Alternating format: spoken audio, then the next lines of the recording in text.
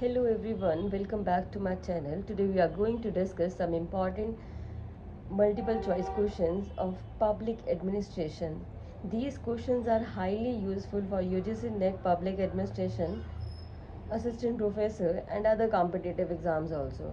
In this session we will not only find the correct answers but also understand the concept behind every option. I will explain why one option is correct and why others options are incorrect. This approach will help you build conceptual clarity and improve your score in objective examination. So without wasting any time, let's start our discussion with question number 1.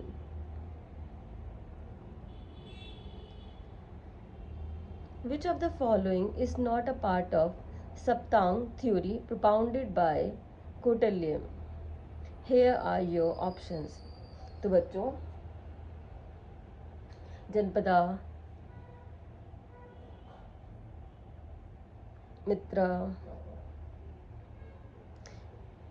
चलो पहले हम ना सप्तांग theory को समझते हैं कि ये होता क्या है, ठीक है। कौटिल्य ने अर्थशास्त्र में कहा था कि राज्य यानी स्टेट के पास कितने 7 अंग पार्ट्स होते हैं, ठीक है। पहला क्या होता है, किंग्स, जिसको हम स्वामी बोलते हैं। अमात्य किसको बोलते हैं, मिनिस्टर्स को। जनपदा किसको बोलते हैं, टेरिटरी प्लस आपकी पॉपुलेशन को, ठीक है। और दुर्गा किसको बोलते हैं, फोर्ट को। कोसा किसको बोलते हैं, ट्रेजरी को। डांडा किसको बोलते हैं, आर्मी और पावर को। और मित्रा किसको बोलते हैं, फ्रेंड्स को, ठीक है। और एलाइड स्टेट को, ठीक है। तो बच्चों इसमें जो राइट आंसर होगा वो कौन सा होगा, इसमें पूछा गया है कि इसमें से कौन सा थ्योरी नहीं है सप्तांग थ्योरी। तो इसमें से बताओ कौन सी होगी। तो पुरोहित नहीं है, purohit is not a part of saptang, ठीक है।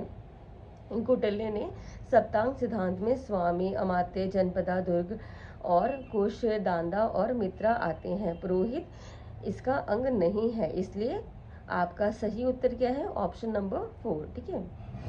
Which of the following is not a feature of new administration, new public administration. तो बच्चों ये आपके ऑप्शंस है, तो हमें बताना है कि न्यू पब्लिक एडमिनिस्ट्रेशन का फीचर इसमें से कौन सा है, ठीक है। तो न्यू पब्लिक एडमिनिस्ट्रेशन एनपीए होता क्या है, ये एक 1968 में आपका मिनीक्रो कॉन्फ्रेंस के बाद एनपीए का विकास हुआ था, यानी कि डेवलपमेंट हुआ था। एनपीए के मेन फीचर्स क्या क्या हैं, तो ये सुन लीजिए।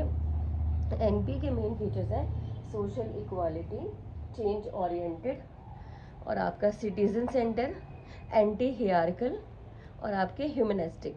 यानी कि देखो पॉजिटिव इज तो नहीं हो सकता क्योंकि ट्रेडिशनल पब्लिक एडमिनिस्ट्रेशन से जुड़ा हुआ है, ठीक है।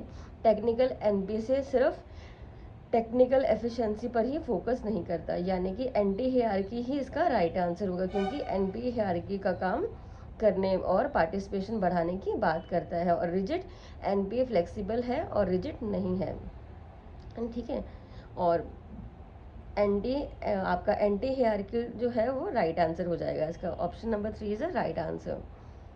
एनपी का फोकस सोशल इक्वालिटी और ह्यूमन वैल्यूज़ पर है और ये रिजिड है और ट्रेडिशनल हियरार्की को सपोर्ट नहीं करता, इसलिए एंटी हियरार्कियल इसका राइट आंसर हो जाएगा, ठीक है।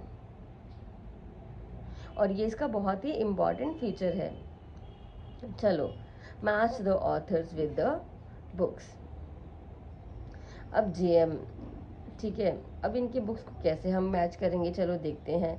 ऑप्शन नंबर ए जो है उसका राइट आंसर होगा बेटा economic theory of democracy. Option number B का राइट आंसर होगा the economics of welfare. And option number 3 का राइट आंसर होगा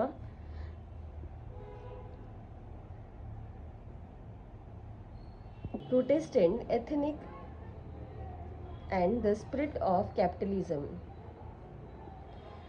लास्ट आपका मैक्स वेबर, इसका राइट आंसर होगा द कैलकुलस ऑफ कंटेक्स्ट, ठीक है बच्चों। जो ऑप्शन नंबर ए है एंड तुलॉक, ओके, इन्होंने लिखी थी book the calculus of context, okay. और बी ऑप्शन जो है आपका डॉवन्स ने बुक लिखी थी economy theory of democracy, A C ने लिखी थी book the economic of welfare, और मैक्स वेबर ने लिखी थी the protestant ethnic and the script of the capitalism. Downs को डेमोक्रेसी को याद रखो, और बिगलू को वेलफेयर, और वेबर प्रोटेस्टेंट एथनिक, और बुकनन तुगलक को कैलकुलस ऑफ कंटेक्ट से आपको याद रखना है, ठीक है। Which statements are true about the new public management? It is inspired by new right philosophy, ये भी करेक्ट है। It focus on entrepreneurial government, okay.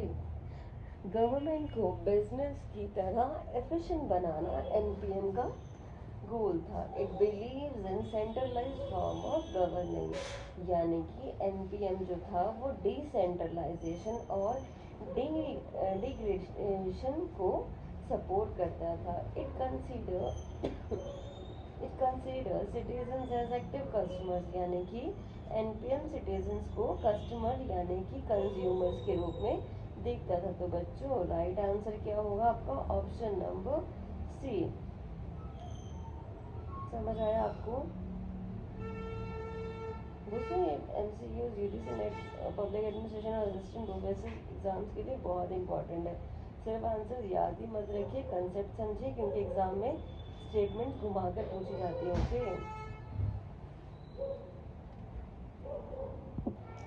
अब हम स्टार्ट करेंगे क्वेश्चन नंबर 5। तो बच्चों विच of the following is not included the concept of 3ES?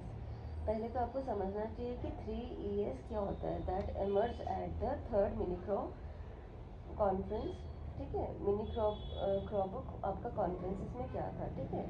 तो पहला तो है कि पब्लिक एडमिनिस्ट्रेशन में पहले 3ES बहुत फेमस है। तो ये 3ES का मतलब क्या होता है? पहला होता है इकोनॉमी, एफिशिएंसी और इफेक्टिवनेस।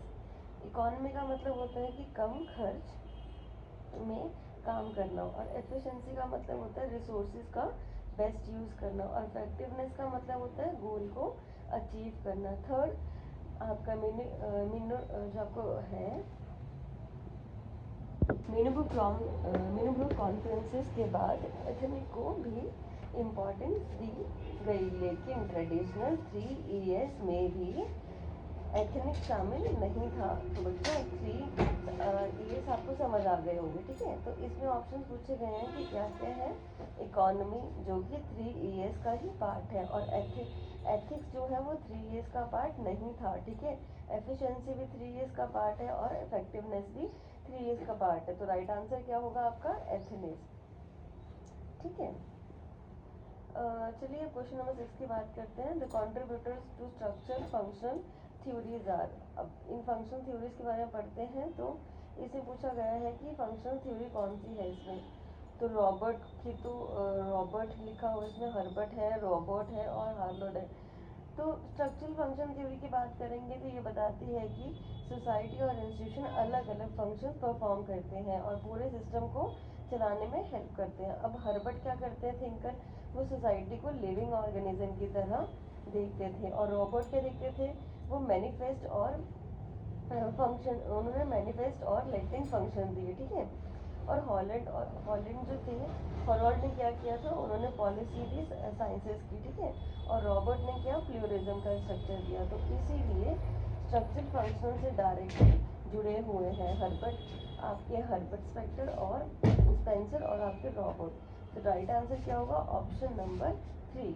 अब हम बात करेंगे क्वेश्चन नंबर 7 की। Consider the following statement about the F.W. Taylor. तो फर्स्ट ऑप्शन है he was an American mechanical engineer. Taylor एक अमेरिकन मैकेनिकल इंजीनियर थे, ये सही आंसर है, ठीक है, सॉरी करेक्ट ऑप्शन है। He was one of the intellectual leader of the efficiency movement. Scientific management और एफिशिएंसी मूवमेंट की लीडर भी इनको माना जाता है। He was the first to apply qualitative techniques to the study of industrial management. Taylor ने scientific method और measurement को यूज़ किया, लेकिन he supported the principle of collective bargaining ये गलत है, क्योंकि टेलर मैनेजमेंट और वर्कर्स के साइंटिफिक ऑपरेशन की बात करता है, कलेक्टिव बार्गेनिंग को सपोर्ट नहीं करता। ठीक है, तो the right answer of this question is question number 4। Okay, Taylor का क्या है, वो इंजीनियर है, इफिशिएंट है और सफिशिएंट मेथड को साइंटिफिक मेथड को यूज करता है। ठीक है, which statement of the life Waldo are correct. अब इसमें पूछा कौन से स्टेटमेंट सही है। ठीक है, तो इसमें है फर्स्ट ऑप्शन में पूछा गया है कि वेल्डो कहते हैं डेमोक्रेसी, ब्यूरोक्रेसी और डेमोक्रेसी के बीच नेचुरली टेंशन होती है। ठीक है, तो ये भी करेक्ट है। अब जो पब्लिक एडमिनिस्ट्रेशन के बारे में बोला गया है, वेल्डो ने विल्सन की पॉलिटिक्स एडमिनिस्ट्रेशन को क्या कहा है, डिक्टोनमी को रिजेक्ट किया है। Public servant must negotiate efficiency demanded by the scientific management movement with due to process and public access of government। यानी कि वेल्डो एफिशिएंसी के साथ डेमोक्रेटिक वैल्यूज को भी इम्पोर्टेंस मानते हैं। ठीक है, या देते हैं। Government can not be run like a business. जो गवर्नमेंट है वो बिजनेस के अकॉर्डिंग नहीं रन कर सकती। तो वर्ल्ड कहते हैं कि गवर्नमेंट का पर्पस क्या है, वेलफेयर, पब्लिक वेलफेयर को प्रॉफिट कमाना नहीं है। तो इसका राइट आंसर क्या होगा, ऑप्शन नंबर 4 के। वाल्डो ने कहा था कि गवर्नमेंट कोई प्राइवेट कंपनी नहीं है। डेमोक्रेसी, पब्लिक इंटरेस्ट और अकाउंटेबिलिटी को इग्नोर नहीं किया जा सकता। Which of the following is not a part of Karl Marx concept of bureaucracy. Bureaucracy is a particular closely society within the society. यानी कि मैक्स के अकॉर्डिंग ये सही है। Bureaucracy is an internal part of the exploitative system, social system. Max Weber के according ये भी सही है। हियरार्की और secrecy are considered tool of competence. यानी कि मैक्स वेबर का ये व्यू नहीं था। मैक्स वेबर हियरार्की और सीक्रेसी को ब्यूरोक्रेसी की प्रॉब्लम मानते थे, कंसेप्टेंस को टूल नहीं। As a parasite designing to maintain status quo. यानी कि मैक्स जो थे वो ब्यूरोक्रेसी को स्टेटस मेंटेन करने वाली पैरास्टिक इंस्टीट्यूशन मानते थे। ठीक है, तो राइट आंसर क्या है आपका, ऑप्शन नंबर 3। ठीक है, अब हम बात करेंगे बच्चों क्वेश्चन नंबर 10 की। विच of the following match is not correct. तो इसमें से कौन सा फॉलोइंग मैच जो है वो नहीं करेक्ट है। जोन ऑफ इंडिफरेंसेस, ड्यूल सुपरविजन, आप खुद पढ़ सकते हैं, एक्सप्लोरेटिव अथॉरिटिव सिस्टम और कंसेप्ट ऑफ गैंगप्लैंक। तो राइट आंसर क्या है, option number 3 is a right answer. ठीक है, जो मैरी पैकर फ्लोरेट थे उन्होंने इंटीग्रेशन पावर विद और कन्फ्लिक्ट रिजोल्यूशन पर काम किया था। ठीक है, तो ये इसका राइट आंसर होगा। I hope you enjoy my channel.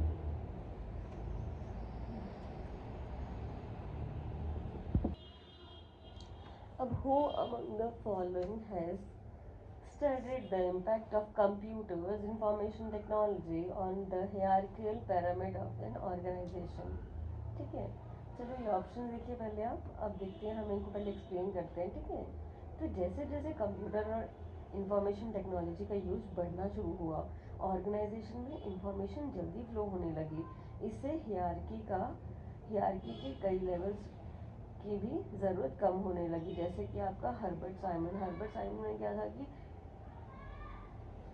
ये डिसीजन मेकिंग थ्योरी के लिए फेमस था। अब पीटर का क्या था कि ये नॉलेज वर्कर्स और इंफॉर्मेशन सोसाइटी के इसमें कंसेप्ट दिया गया है। उन्होंने बताया कि इंफॉर्मेशन टेक्नोलॉजी ट्रेडिशनल हियरार्की को फ्लैटर बना सकती है। ठीक है, जॉन और रॉबर्ट बोलते हैं कि ऑर्गेनाइजेशन और एडमिनिस्ट्रेशन पर फोक आपका काम करने के लिए ही आईटी इम्पैक्ट के लिए फेमस नहीं है। ये डिमॉक बोलते हैं कि पब्लिक एडमिनिस्ट्रेशन के स्कॉलर्स हैं।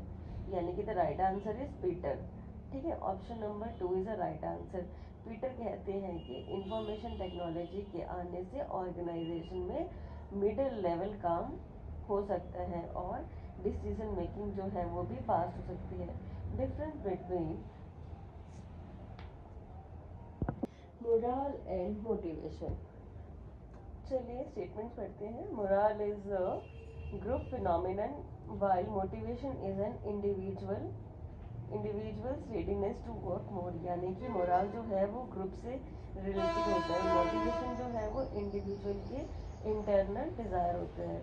Morale is related to the combination of famous factors operating at work, while motivation concerns to the jobs only, यानी कि मोरल बहुत फेमस, बहुत फैक्टर पर डिपेंड करता है, जैसे कि लीडरशिप, वर्क एम्प्लॉय, आपका वर्क इन्वायरमेंट, टीम स्पिरिट और सैलरी। मोटिवेशन मेनली वर्क करता है वर्क और परफॉर्मेंस से ही रिलेटेड है। Motivation helps in mobilizing energy, by moral is related to the mobilization of sentiments. जो मोटिवेशन है वो एनर्जी क्रिएट करती है, और मोरल जो है वो आपकी फीलिंग्स और आपके इमोशंस को इन्फ्लुएंस करता है। Moral determine the willingness to cooperate, while motivation is a process to inspire people, यानी कि हाई मोरल वाले एम्प्लॉयज टीम वर्क अच्छा करते हैं, लेकिन मोटिवेशन लोगों को काम करने के लिए इंस्पायर करती है। तो राइट आंसर क्या है बेटा? इसका राइट आंसर है ऑप्शन नंबर 2। अब इजी ट्रिक में समझेंगे तो मोटिवेशन जो है वो इंडिविजुअल पर्सन के अंदर होती है, और जो मोरल होता है वो ग्रुप में होता है। ठीक है, चलो अब हम आपका पढ़ेंगे question number 13। Which of the following is not a function of staff agencies according to morning. इसमें ऑप्शन दिए गए हैं इंफॉर्मेशन, एडवाइजरी, प्लानिंग, सुपरवाइजरी। तो मॉर्निंग के अकॉर्डिंग क्या है कि स्टाफ एजेंसीज का काम होता है इंफॉर्मेशन फंक्शन, यानी कि इंफॉर्मेटिव फंक्शन, यानी कि इंफॉर्मेशन कलेक्ट करना और प्रोवाइड कराना, स्टाफ फंक्शन। ठीक है। एडवाइजरी फंक्शन का मतलब होता है एडवाइस देना, स्टाफ फंक्शन। और प्लानिंग फंक्शन का मतलब क्या होता है? प्लानिंग में हेल्प करना, स्टाफ फंक्शन। और सुपरवाइजरी का मतलब होता है कि डायरेक्ट सुपरविजन करना, लेकिन एजेंसी के काम है, स्टाफ एजेंसी का नहीं। तो राइट आंसर क्या है इसका? Supervisory function. स्टाफ एडवाइस देता है, इंफॉर्मेशन देता है, पर और प्लानिंग करता है, लेकिन सुपरविजन लाइन एजेंसी करती है। Which of the following is not a correct criticism of Herzberg two two factor theory. अब इनकी टू फैक्टर थ्योरी की बात की गई है, तो ऑप्शन नंबर 1 है मेथोडोलॉजी लिमिटेड थी। ठीक है, और रेलिबिलिटी में क्वेश्चनिंग थे। हर्सबर्ग जो बोलते हैं वो stress only on the production, not satisfaction. और option number 4 is no overall measure of satisfaction was utilised, यानी कि हर्सबर्ग की जो दो थ्योरी थी, टू फैक्टर थ्योरी थी। पहले में था कि आपका हाइजीन फैक्टर है, हाइजीन फैक्टर में आपकी सैलरी आ गई, वर्किंग कंडीशन आ गई और पॉलिसीज आ गई। और सेकंड फैक्टर में मोटिवेटर्स, जिसमें आपका अचीवमेंट आ गया, रिकॉग्नाइजेशन आ गया, रिस्पॉन्सिबिलिटीज आ गई। ये जो थ्योरी थी वो सेंटिफिकेशन पर बेस्ड, यानी कि फोकस करती थी। समझ आया? तो जिसका राइट आंसर होगा बेटा, इसका राइट आंसर है ऑप्शन नंबर 3। हर्सबर्ग जो है वो stress is only on production और नॉट सेटिस्फेक्शन, क्योंकि हर्सबर्ग की थ्योरी में फोकस ही सेटिस्फेक्शन और डिससेटिस्फेक्शन पर था। इसलिए ये कहा जा रहा है कि जा सकता है कि उन्होंने सेटिस्फेक्शन को इग्नोर किया होगा। ठीक है,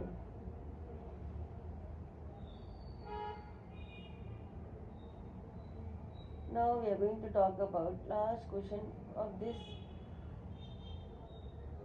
question number 15। Procedural control over the delegated legislation includes which of the following। तो इसमें से बताइए राइट आंसर क्या होगा? तो राइट आंसर होगा आपका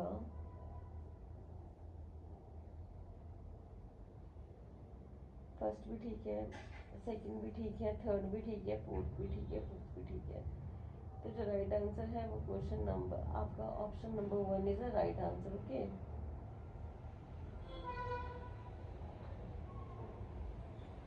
I hope you understand this video.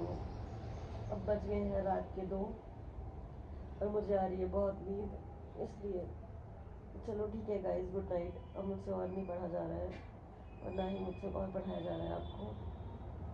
अगर वीडियो अच्छी लगे तो लाइक शेयर सब्सक्राइब ज़रूर करना और चैनल को शेयर करना ना भूलें। Thank you guys.